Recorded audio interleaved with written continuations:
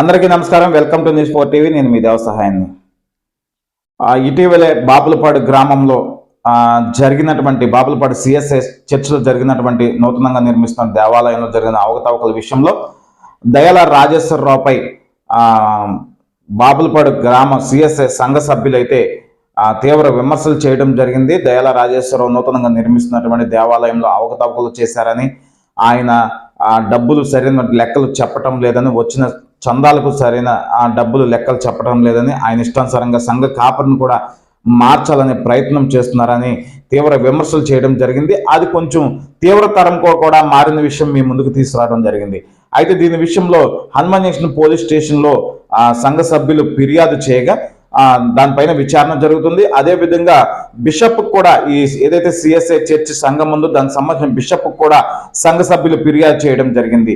అయితే దీనిపైన బిషప్ ఒక కమిటీని నియమించడం జరిగింది. ఆ కమిటీ కూడా నిన్న ఆదివారం జరిగినటువంటి ఆరాధనకు రావడం జరిగింది. ఆరాధనలో కూడా కమిటీ సభ్యులు ఒక తీర్మానం అయితే చేయడం జరిగింది. ప్రస్తుతం అయితే పండగ వాతావరణంలో చర్చి అంతా కూడా అదేవిధంగా సంఘం కూడా ఉంది. ఏదైతే క్రిస్మస్ జనవరి పండగ అయిన తర్వాత దీనిపైన పూర్తి విచారణ చేయాల్సిన అవసరం ఉంది. కాబట్టి అప్పటి వరకు కూడా ఎవరు తొందరపడవద్దు, గొడవలు పడవద్దు. ఏదైతే ఈ పండగ వాతావరణం దాటిన తర్వాత దీనిపైన విచారణ చేపడతాము. తప్పు జరిగితే ఖచ్చితంగా ఎవరైతే తప్పు చేశారో వాళ్ళు ఖచ్చితంగా శిక్షార్హులు అవుతారు.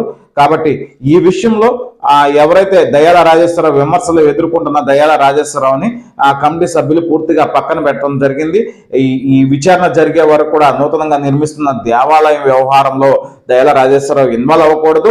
అదేవిధంగా ఏదైతే సంఘం జరుగుతుందో దాని విషయంలో కూడా లావాదేవీలు ప్రతి వారం వచ్చేటువంటి చందాల వ్యవహారం కానీ ఇంకో వ్యవహారం కానీ దేనిలో కూడా ఇన్వాల్వ్ అవ్వకూడదు. దయాల రాజేశ్వరరావు ప్రజెంట్ పక్కనే ఉండాలి. కేవలం ఒక సంఘ విశ్వాసగా రావాలి తప్ప ఈ లావాదేవీల వ్యవహారం రాకూడదు అనేటువంటి వచ్చినటువంటి కమిటీ సభ్యులు కూడా చెప్పినట్లు మనకు సమాచారం అందుతుంది.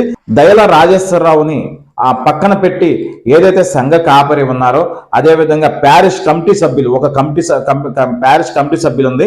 కమిటీ సభ్యులను ఈ లావాదేవీలను చూసుకోవాలని ఈ పండగ వాతావరణం కానీ నూతనంగా నిర్మిస్తున్నటువంటి దేవాలయం వ్యవహారం కానీ ప్రజెంట్ దయాల రాజేశ్వరరావుని పక్కన పెట్టి సంఘ కాపరిని ఈ ప్యారిష్ కమిటీ సభ్యులను చూసుకోమని కమిటీ సభ్యులు తీర్మానించడం జరిగింది. అయితే దీనిపైన మాత్రం పూర్తిగా విచారణ ఏదైతే క్రిస్మస్ జనవరి పండుగ జరిగిందో దాని తర్వాత మాత్రమే జరిగింది.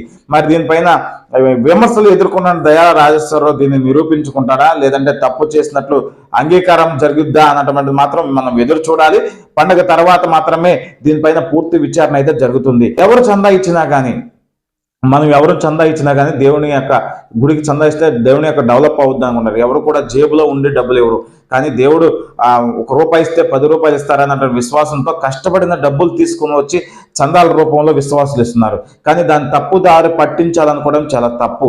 అయితే రాజేశ్వరరావు తప్పు చేశారా చేయలేదన్న వ్యవహారం మనం అయితే తేల్చలేము. కానీ పూర్తిగా కమిటీ సభ్యులైతే జనవరి 1 తర్వాత అంటే పండగ వాతావరణం దాటిన తర్వాత మాత్రమే దీనిపైన విచారణ జరుగుతుంది. అయితే ఈ వ్యవహారంలో దయాల రాజేశ్వరరావు బయటపడతారా లేదంటే తప్పుగానే మిగిలిపోతారా అన్న విషయం మాత్రం తొందరలో మరలా పండగ తర్వాత మీ ముందుకు తీసుకురావడం జరుగుతుంది. పూర్తి వివరాలు. అందరికీ ధన్యవాదాలు. Thank you.